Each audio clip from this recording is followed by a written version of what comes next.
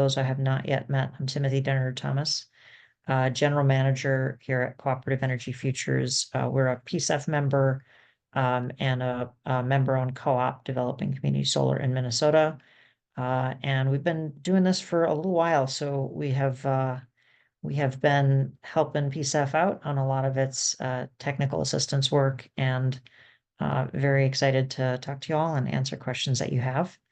And Sachi has actually been with us as a member and a board member for several years, and just joined our team working more on the national partnerships and technical assistance.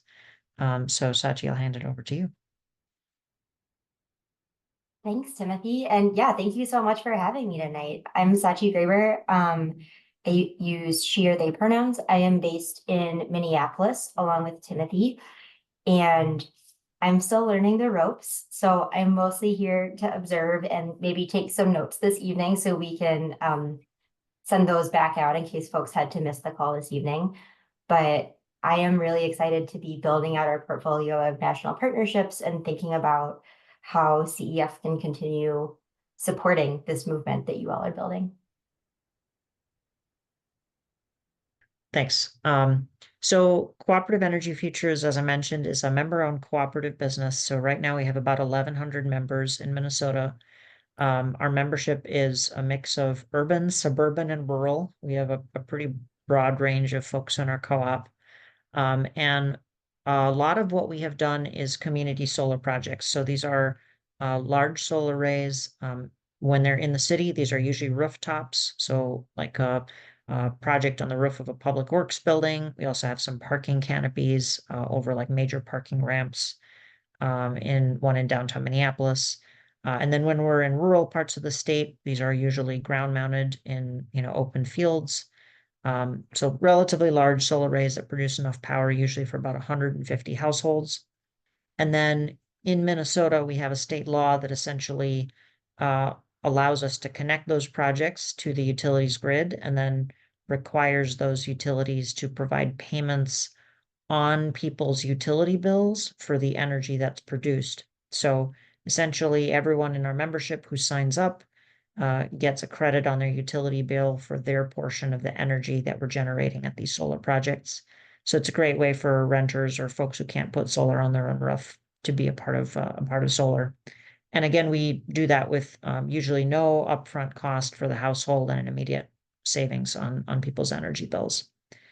And a couple of years ago, we also started a model where we're doing a similar kind of financial offer where there's no upfront cost and immediate financial savings, but for actually rooftop solar for low-income renters and homeowners as well. That's been a really exciting expansion for people to actually get solar on the roofs of their own buildings, whether they rent or own, at a very, really no upfront investment required. And we're also now getting involved in home energy upgrades like efficiency and electrification, and all sorts of other things that are helping our members in the energy transition and to create cost stability and financial stability through their relationship to energy. Gary Harris, Managing Director, Center for Sustainable Communities. We're located both in Hampton Roads, Virginia, as well as Atlanta, Georgia. And also, we were winners of the Heroes X Community Power Accelerator Prize out of Texas, the Port Arthur area with Team Impact.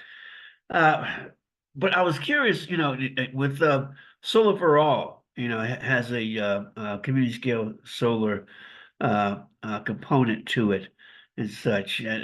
But that's a good bit of money spread across the country. Should we be hedging our bets on Solar for All, or should we be proceeding down two parallel paths for financing? I think it is really smart to have multiple options on the table in terms of financing. Solar for All, it's some real money, but there's so many people all around the country who are looking for that money, and it's not really clear yet how it's going to be awarded, whether to states or to other public agencies. We're hoping that we start to hear back on where that money is going to land in the next month or so. But I think especially if your project is moving forward quickly, definitely having multiple options on the table and backup plans is smart. If you're just starting to think about the project, it's not a problem if you want to wait a month until you know where that money's going to land and how likely you are to get it. But if you're going to need to have financing for a project later this year, you definitely want to have some backup options. And quickly, a second question. Talk to us about the toughness needed to do community organizing around community scale solar. I mean, it's kind of hard to sell the pastor something based on faith, but it's even the pastor is hard to sell based on faith. I believe in community scale solar, and I believe this array is going to do my community great good. How do you Yeah. break those barriers? What convinced Shiloh? Yeah, what convinced Shiloh? Just as a reference for those of you who don't know, our very first community solar project was with a pastor. It was a project on the roof of a church in North Minneapolis, primarily African American church. And most of the members are residents of that immediate community. And I would say, yeah, it takes it is tough and it's really difficult, especially when nobody in the community has done it before. Once it's happened a few times, the best selling point is, look at this over here. Here's how it worked. Here's real people that have real experience showing how it works. But before that, I think your best bets are number one, to point to other places around the country where this is happening and where there are real live examples of how it works. And then also just to invite whoever you're talking to just have a really broad conversation about energy. Because I think sometimes if you try and have a conversation being like, you're getting paid for your kilowatt hours and you'll get a lease for your roof, it's just becomes so unfamiliar that it just engenders distrust. But if you start out with, hey, right now you're paying an energy bill. Who are you paying that energy bill to? What are you paying for in that energy bill? Well, you're paying for power plants and power lines and et cetera. And somebody else is coming up with the money to build all of that stuff, and they're recovering their money, month over month based on what you and everyone else is paying for utility bills. That's kind of what we're doing with a community solar array. It's a bunch of people in the local community in a local solar project. And that can start to help people wrap their heads around it and be interested enough to like have the deeper conversation where they can really wrap their head around the numbers.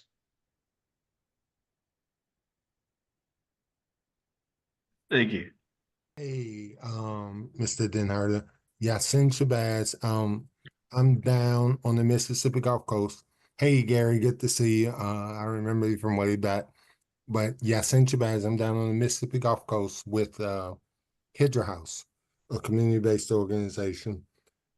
And we were following Gary's kind of example. We were selected for a Buildings Up program since our interest, and probably because of Mr. Owens and our involvement in the Communities of Color Building Solar Capacity Program.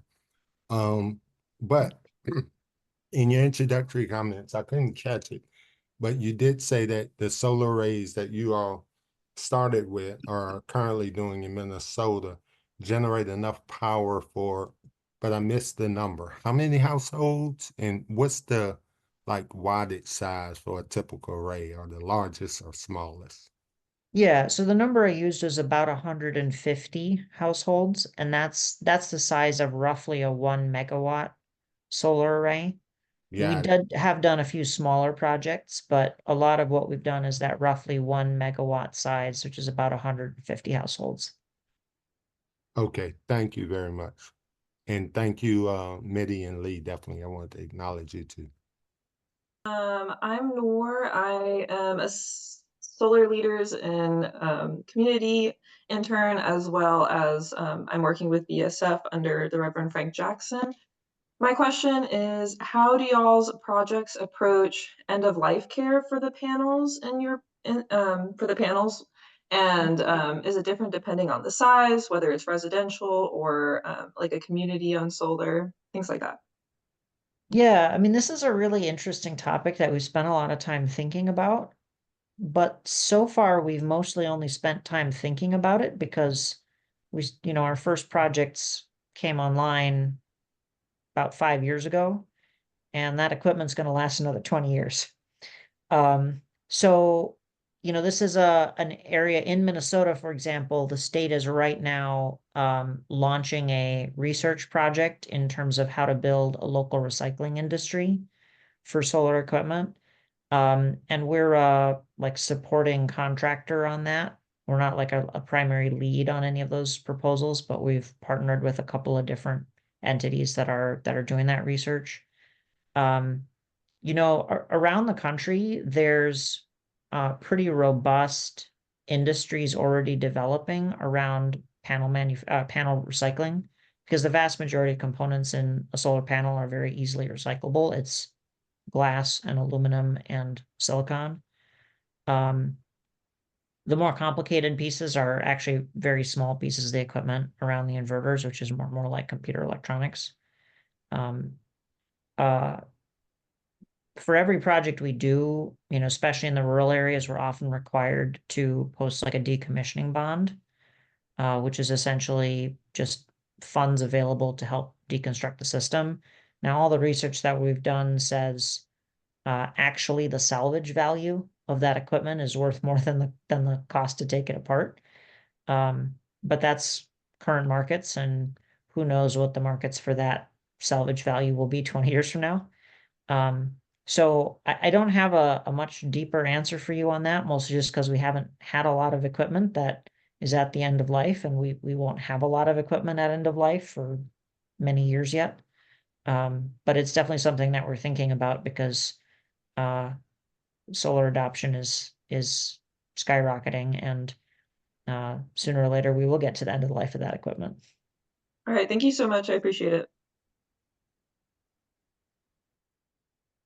Talk to us about, this for lack of sake of argument, this community scale solar array is basically a energy generation unit, as opposed to a steam generation. It's an energy generation unit powered by the sun, as opposed to a energy generation unit, powered by coal or nuclear or some other electrical mechanical apparatus. Well, but this apparatus over here, although it's polluting, it has a lot of redundancy in it, such that, hey, if I lose something, it keeps running. If I lose something, it keeps running. If I lose something, it keeps running. Over here with this community scale solar, if I lose something, it stops, I think, because there's not that much redundancy built into this array, in the power conversion systems, or there's not an excess amount of panels available, etc. Talk to us about the reliability of this community scale solar array, and also in terms of its capacity factors and capability factors and stuff like that. Gary, can you help me out when you're saying if you lose something, for example, in all of those other systems? What are you talking about? What are you imagining you might be losing in those other systems? Well, okay. In those other systems, let's just say a electrical breaker fails. Okay. Well, in these other systems over here, there's a built-in redundancy. There's maybe 2 or 3 other breakers, which will continue to supply power. If a fan goes out, there's 3 or 4 fans, which keep running and keep things cool, that sort of thing. So over here, if something fails, I think this array stops producing power, correct? If I lose an inverter, or if I lose a breaker, there's no redundancy or backup and such. Anyway, I'm just look at the two systems here. That's all. Yeah, what's interesting, and you asked also about capacity factor and that sort of thing. Yeah, Most traditional like coal or gas or nuclear power plants, they have very high uptimes, 99, 99.8% uptimes.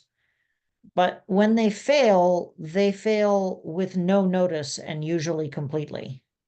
okay, So there's a huge unpredictability factor in terms of those very rare outages that you get from conventional power plants. all right, In terms of solar arrays, usually, I mean, you mentioned inverters. When one inverter is down, the other inverters are still producing. And okay, even within inverters, there's usually multiple strings. And if one string is down, the other strings are still producing. okay, So there are single point of failure points in the system, but there are also single point of failure points in most power plants. yeah, they are. At the transformer or something like that. Right, So the ways that they fail are different, right, but there's a profile of those kind of risks or failure points, just like any other power generation facility.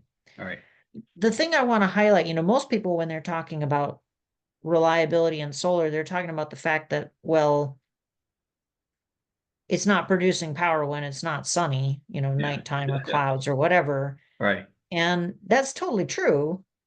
But that's also fairly predictable.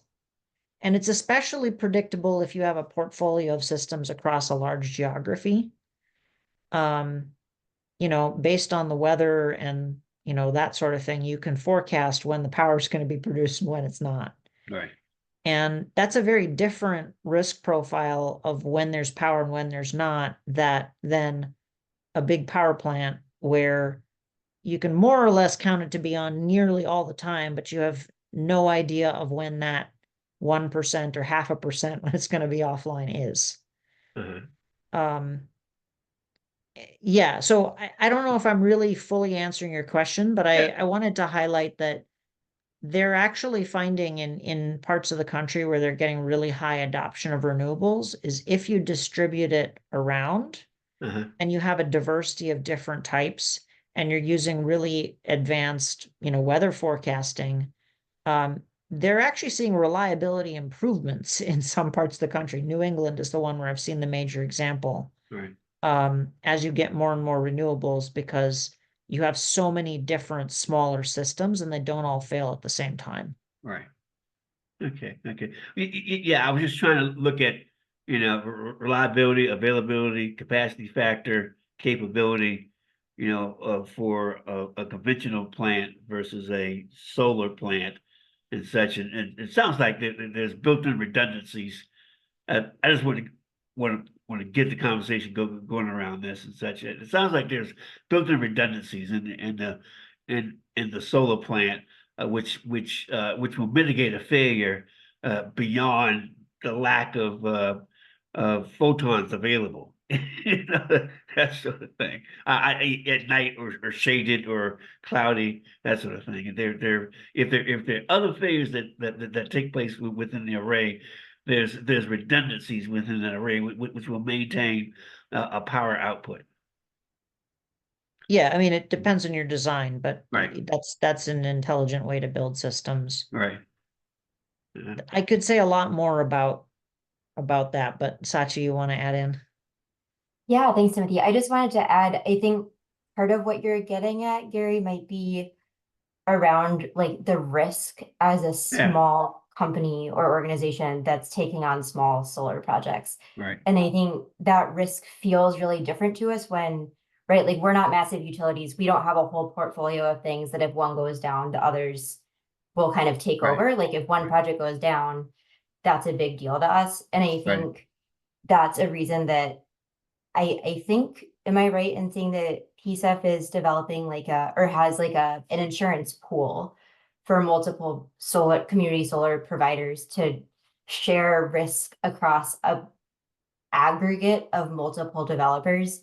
And I think solutions like that might be really important ways for us to think about mitigating some of that risk for ourselves as really small companies. Okay, all right. Okay, yeah, I just wanted to get the conversation around up around this because availability, capacity factor, capability factor, and reliability, are is important stuff.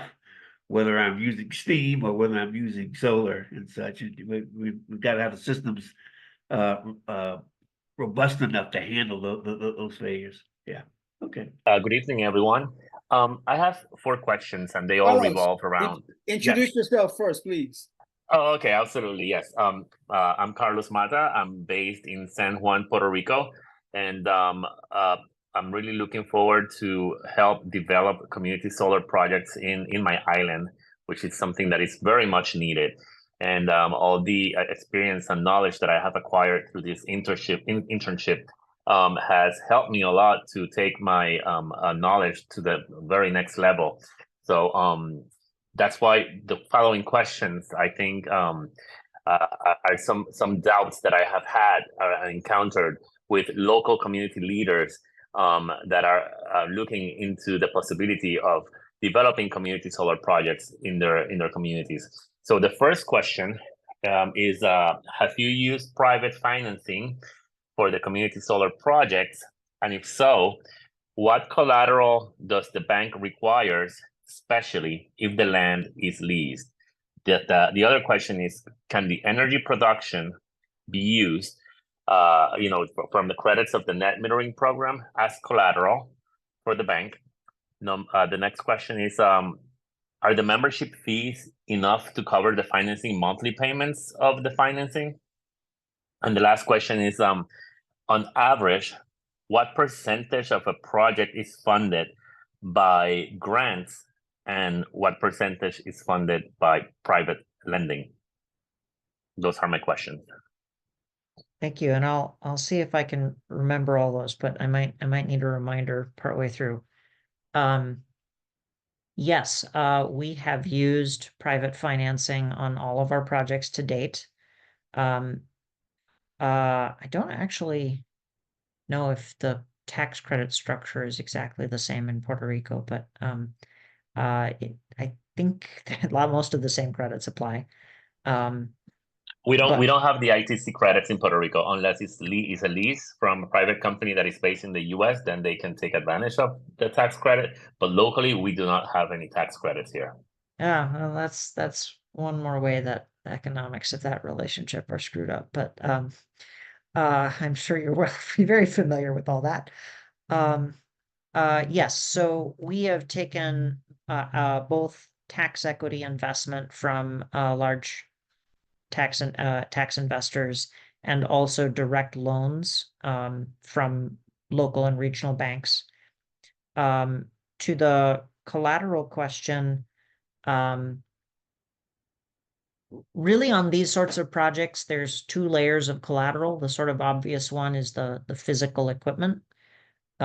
So lenders will take a security interest in all of the actual solar panels and racking and other materials, but that's nowhere near as valuable to a lender as the contractual rights in the project to generate energy and generate revenue. So those lenders will take collateral in essentially all of the contractual documents that make an economically viable project. So the lease agreement with the land, the interconnection agreement with the utility, the permits, if there are local land use permits, the incentive agreements, if there are incentives in your state, and the power purchase or subscription agreements with people in the community who are buying the power or getting the bill credits or however it's structured. So essentially, that means the lender is, if they're not paid off on their loan, they're allowed to essentially step in and find another owner who will run that project and make money from it and pay off the loan. I think you had a question about If the grants. membership fees are enough to cover the financing monthly payment.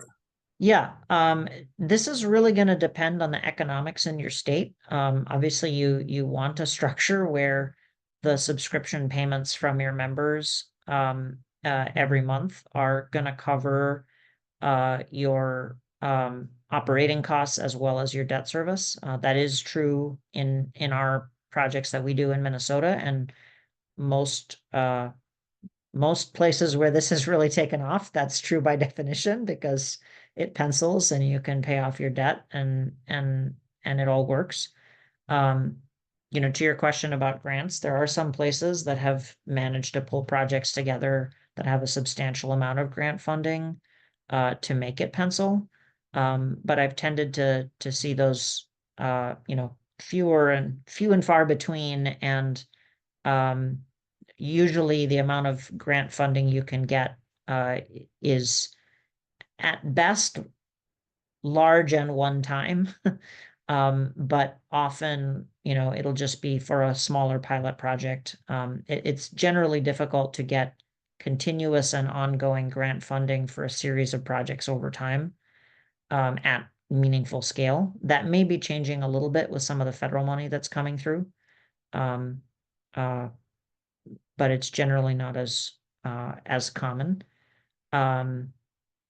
So you really have to look at, you know, before you go out and do a project, you have to look at what are all of the operating expenses, what is all of the revenue, how much margin do you have to pay back a loan, and then make sure that you're actually pulling together a set of financial partners, which can include lenders, which can include, you know, if you're in a place where you can access tax credits, can include tax equity partners, and could include grants if you can access them to make a project work.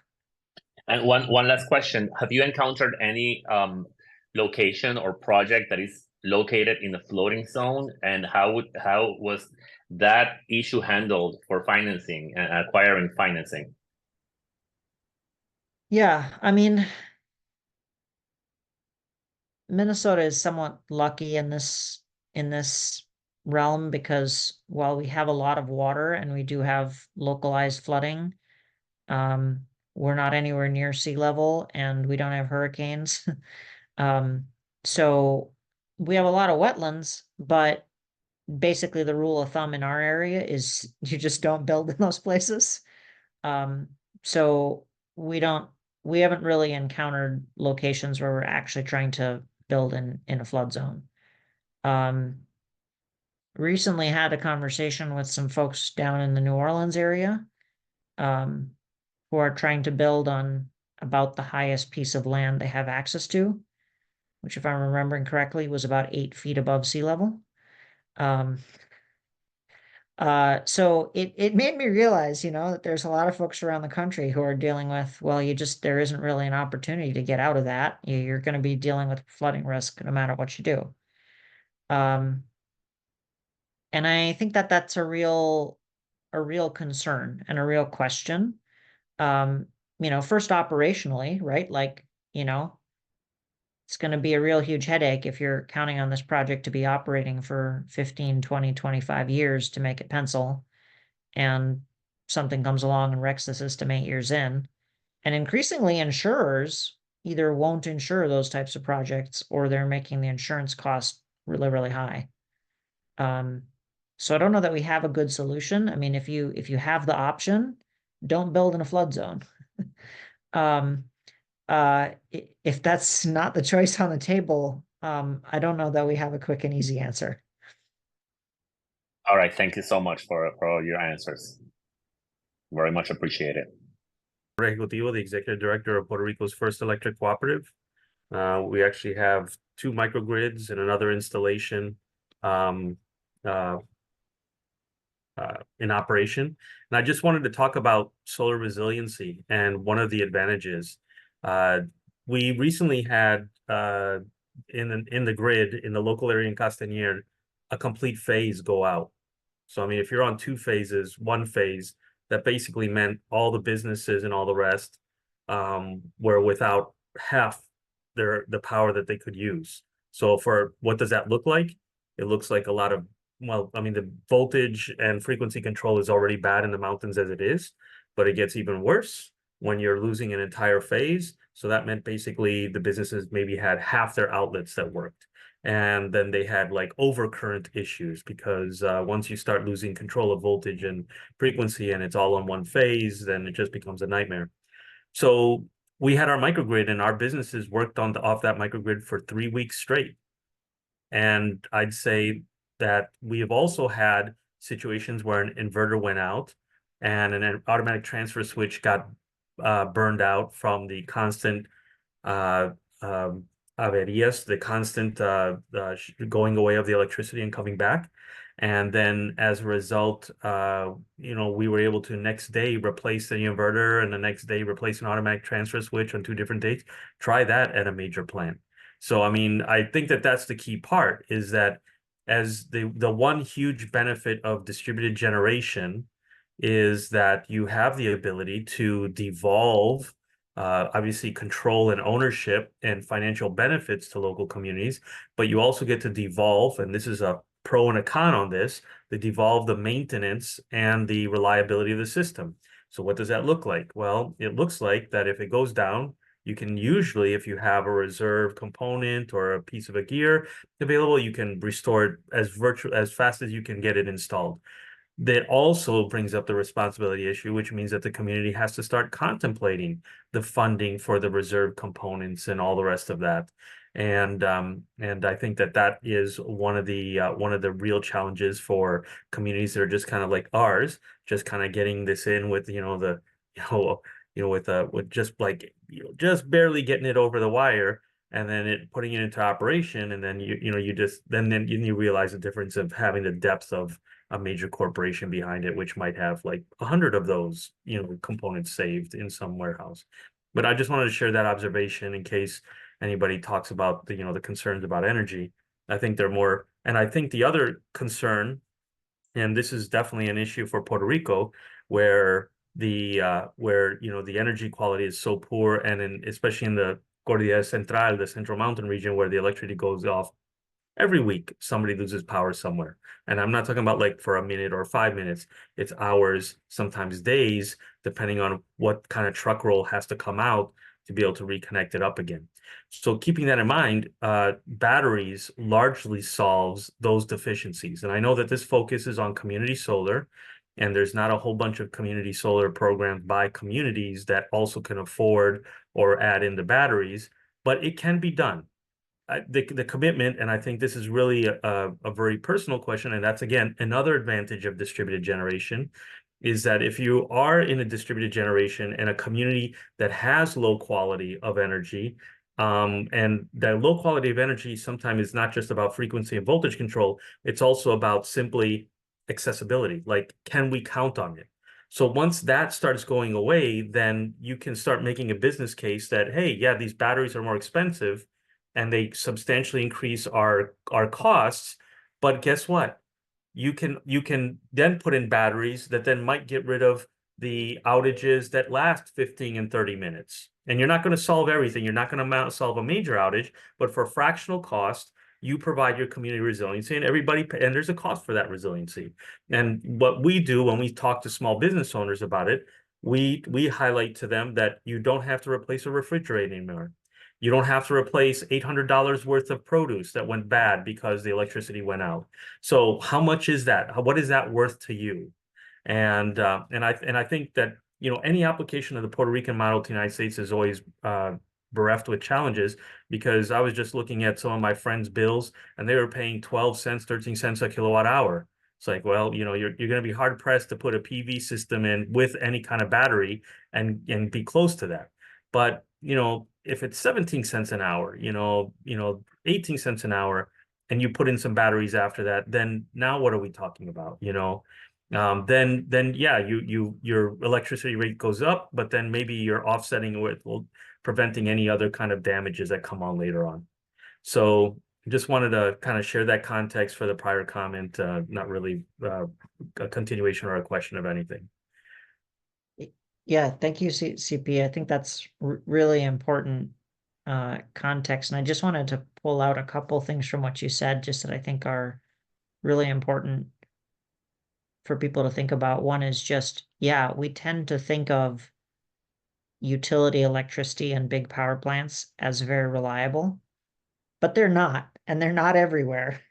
And we're starting to see those failures pop up more and more places around this country. And it's a very different strategy to think about reliability in terms of, is it easy to fix? Then is it always on? And just what you were saying, CP, about actually having the ability to switch out that faulty equipment in a matter of hours or days, as opposed to a power plant that's going to be out for 6 to 9 months. That's huge. And then the other thing that you said that I think is really important is when you're planning these projects, you have to think about having enough margins for the things you didn't expect, for those reserve parts, for, oh, we actually want to build in more resiliency features into this. And I think a lot of times at the community level, we think about how do we get a project to pencil in terms of it just has to break even. And that's not a very resilient way to be thinking about a project planning, because things go wrong. Things go wrong. You realize that there's additional functions that you would be really valuable to the community to serve. And so thinking about how you can plan your project so that it generates some extra resources for the unexpected downsides or the unexpected opportunities. I have one more observation to share, and bit geeky, like I keep on remembering these sci-fi, movies where, you would see the spaceship fly in and then it would be like all green and there wouldn't be like roads all over the place. It's like there's two models of sci-fi futures. One is like everything is steel and the planet is covered with steel and everything is like highways and massive transportation and all the rest. And there's this other one which is like very organic with nature and small populations, and then the spaceship comes down. And I think the reason why that what should be a kind of amusing comparison to me in that narrative of sci-fi is that there's two very different relationships with energy that's represented in that future. And I think that DG is really one of these opportunities to have us reevaluate how we want to live and how we want to connect with the world, and how much infrastructure do we need. And like once you really start talking about that the generation and the consumption can be localized, hyper localized to the needs of that particular community, well, then you start asking questions like, well, what other infrastructure are we paying for that we don't need? And what is the infrastructure that would be valuable? And then I think that it opens up a different conversation for communities. And I say that because in Puerto Rico, which is a very non-sci-fi world, because it's very much, like you are feeling the real loss of energy and you feel how that is a drag on the economy. Well, a lot of that is dependent on the other infrastructures that are also failing. And I think that the United States, as I follow it and I read it, there's more real risks of older transmission lines and distribution systems that there is not potentially sufficient capital to really bring them up to the volume that's needed for example, EV penetration. But with DG, you can actually kind of solve the EV problem with more DG, and it actually strengthens that community in a way. So it's like I think one of the things that I'm really excited about when I think about the future and I think about DG, and as the technology continues to improve with DG, is that it can open us up to a reevaluation of what is in our best natural interest. I'm also in a national security defense fellowship right now, and about energy. And one of the big questions is, how do we keep the United States safe with energy? How do we make sure that we strengthen the United States with energy? And then you start seeing that a lot of the old kind of models are very similar to that military industrial complex, structures that have been long built up. There's a lot of inertia behind them. There's a lot of value there too. But with new technology, just like what's happening with the drones and all the other that's happening in Ukraine that we're watching in real time, that's changing the way everybody's evaluating that. I think that DG has that same disruptive quality here to reevaluate how we're doing things and what is going to be really important. So thank you for listening to my contribution. Reverend Frank Jackson, Village Solutions Foundation. And Mr. Smith, you referenced a microgrid project that you guys are engaged with.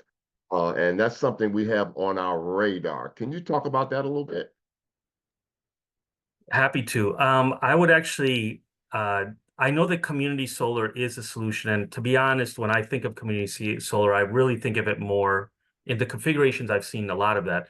A lot of those tends to be an economic offset, in part because US consumption is just so much.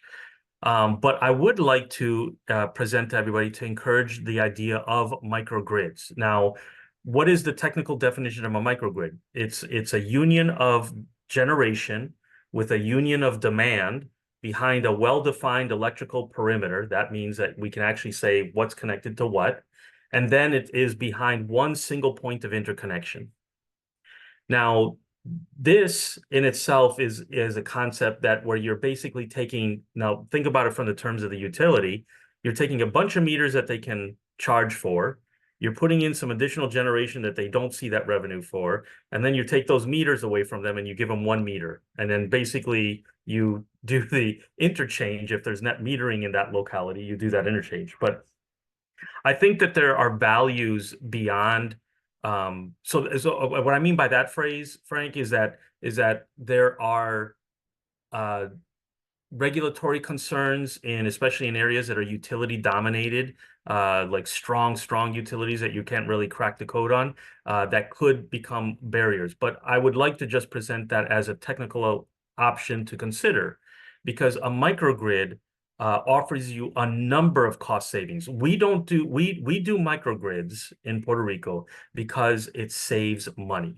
And let's just think about this area under the curve problem with storage. Storage generally comes to you in chunks. When you get a battery, you get a 1.0 volt battery, 1.5 volts, and it's going to have so many, milliamp hours tied to that, and then you can't get a little bit more, you can't get a little less. You can just either add a whole new battery or take out a battery. Same thing with cars, batteries, and the PV system is not any bit different. Nope. There are some companies that are now starting to create stackable batteries where you can say, hey, I need another 2-kilo blocks, so I'm going to keep on adding blocks and stack those. And I love that idea. I hope that becomes something that's commercially viable. But right now, what the market has is, you want a battery, you're going to get our 18 kilowatt battery, kilowatt hour, battery, and that's it.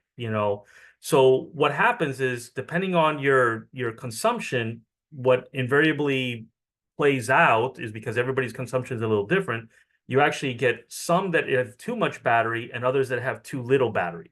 So batteries are what basically almost doubles your cost. At least for us, we put in, for every 1 kilowatt hour installed, we put in 2 kilowatt hours of storage. That's the ratio we try to maintain. And that in the mountains gives everybody about, 8 to 10 hours if they're not careful, but it could get up to 10 and 12 hours if they really manage their energy carefully. And that makes them basically independent in terms of energy. And that's what's happened like in microgrid 1 for the last 3 weeks. Well, I mean, they resolved it finally 2 weeks ago, but for 3 weeks they were completely independent because of that phase that died. So I think the key part is, you can start optimizing your purchase of batteries. You can also optimize the installation costs. And generally, if you're going all in on a microgrid, the cost actually comes down as well, even though you have some extra wiring and stuff like that. So I would consider that when you're looking at, and the other thing that this does, Frank, is it opens up, a microgrid opens you up to other types of properties that might not be the most obvious, like rooftop structures, so like depending on where you're at, then you can add on more energy there and then join up, especially if we're talking about a multi-unit building. You can provide energy that can help out. That is still like a community solar program, but formed electrically as a microgrid, and as a cost-saving method. And then also, here's the other thing that about community building that I never would have fully anticipated. After the Fiona passed, Hurricane Maria, Fiona.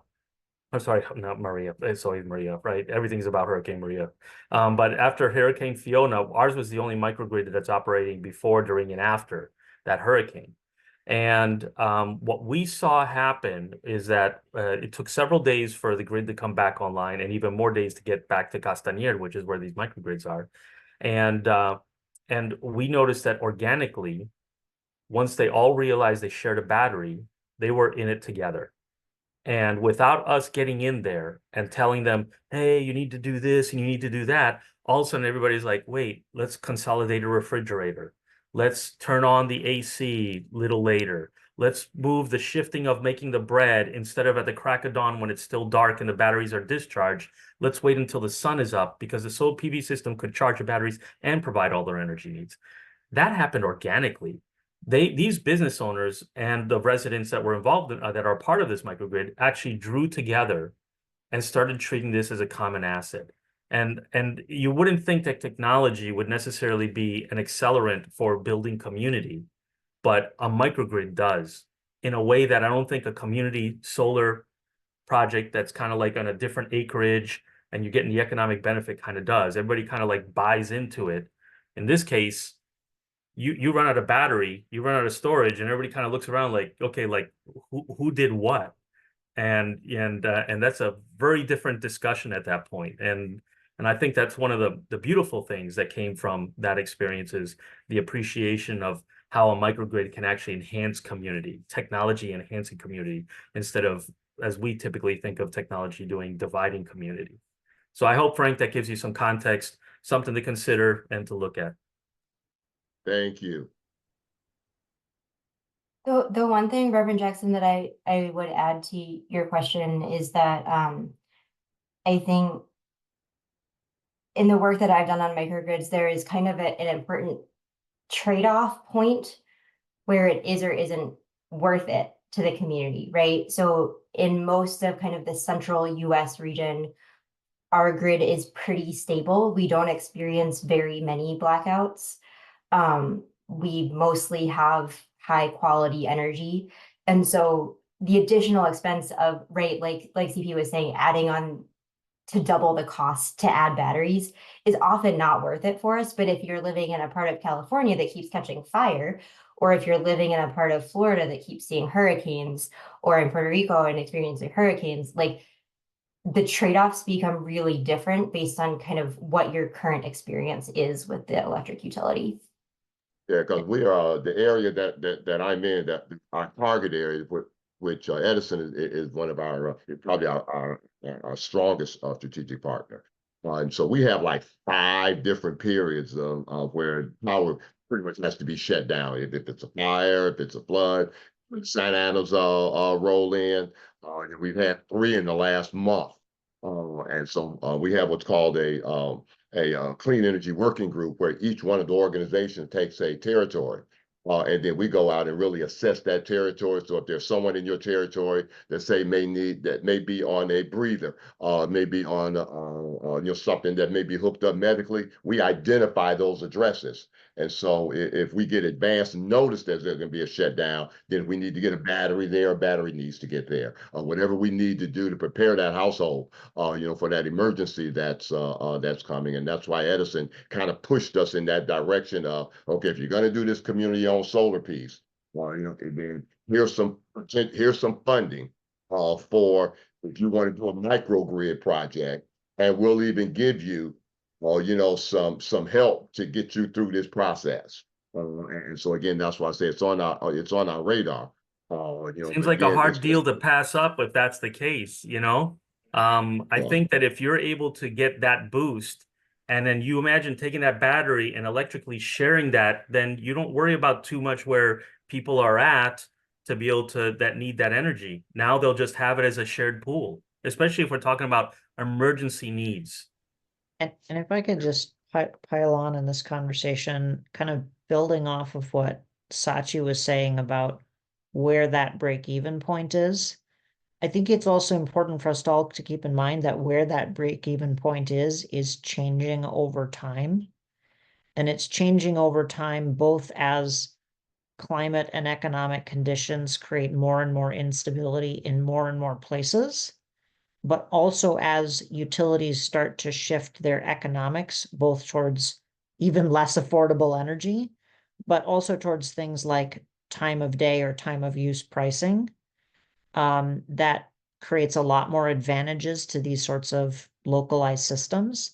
And I don't want to take more time tonight to go into it, but I just wanted to flag that something we've thought a lot about in cooperative energy futures is given that we're in that central part of the country where right now things are relatively reliable and I wouldn't call it affordable, but not sky high prices. How do we sow the seeds in our grid right now for that type of future to emerge? And how do you plan around the existing grid infrastructure? Because there's actually excellent strategic points, like physically in our grid. There are excellent points all around us around how to plan those types of microgrid and infrastructures. And even if we're not building the microgrid now, if we're building for them now, for them to be in existence 20 years from now when we'll actually really need them, there's a lot of cost-effective ways to get that process started right now. And that's one of the things that we're just in the very early stages of figuring out how we plan across the Twin Cities. All right, so I think I'm going to pause and see if there's just one more question since we're getting pretty close to time. And if not, I'm going to pull one of the questions from that pre-existing list that Mitty sent over to you, Timothy and Sachi. And I was wondering if you two could speak to the interconnection process. So like, how does that work? And what would that timeline look like for a standard, community solar project, maybe versus a microgrid, since that seems like a very, it's very present in the minds of folks. Yeah, I saw this question and I almost burst out laughing because this is an impossible question to answer for people all around the country. The process is different state by state. It's different utility by utility. And as far as I've been able to tell, in all cases, the timelines are ridiculously long and the utilities are incredibly unhelpful. But the degree of ridiculous and the degree of unhelpful is different, and how it's different is different based on where you are. I can tell you here in Minnesota, when we try and develop a community solar garden, we file an application. It takes Xcel Energy, our major utility, about 2 months to tell us whether our application has enough information in it for them to be able to review it. Then it usually takes some highly variable period of time from ranging between about 2 months to about 2 years for them to actually take it off the list and decide they're going to review it, which is based on all the other projects that are in that local geographic area. And then it takes maybe another 5 to 7 months to go through multiple rounds of study to tell you that you have an interconnection agreement and get you to pay for it. After which it's about another 12 plus months till you can have finished building the thing and connecting it to the grid. We started working with Green Energy Justice Co-op folks in Illinois, and I see Wasia is here. And their experience with ComEd is more like ComEd has a multi-step process, but really it takes more like, we might even get one done in about 4 months, but I'd say more often about 6 months from start to finish of getting an application in to getting an interconnection agreement. And then again, about a year, we think, from interconnection agreement to completed project. I've heard stories from some folks in Massachusetts where they've been waiting for 3 years for anything to happen at all. So it's really going to depend based on the utilities, the policies, and the level of utility oversight. And it's also going to vary by size of project. So I've been talking mostly about these larger, megawatt to multi-megawatt community solar projects. But even here in Minnesota, if you're connecting a 10 kilowatt system on your rooftop, that's much faster. All right, thank you for that. And actually, thank you for answering a pretty impossible question to answer, because I think even with that is still incredibly helpful for our program participants, members, especially as they're trying to get an idea of what the timeline could look like for them. And I don't think we have time for any other questions. So I want to, reiterate my thanks to Timothy and Sachi for joining us tonight. Thank you to our program participants, our staff, as well as our members who are also present with us. And I want to close this out by saying, you know, I hope that you all have a good evening. And I look forward to continuing these sorts of conversations, these dialogues, as we continue and as we continue to build toward, you know, project implementation, project development, and more largely speaking, a just transition, which is what we're all working toward. Lee, can I ask a quick question? Yes. I took some notes during this conversation just because I'm sure everybody who wanted to be here wasn't able to join with the time, or sometimes some of us learn better from written documents versus group chats, etc. Can I share them with you to just provide back out to everyone as a resource? Yes, that would be Okay. really great. I've been taking notes as well, so I think combining those would be really useful for folks who weren't able to make it. Awesome. Thanks. All right, thank you again. Okay.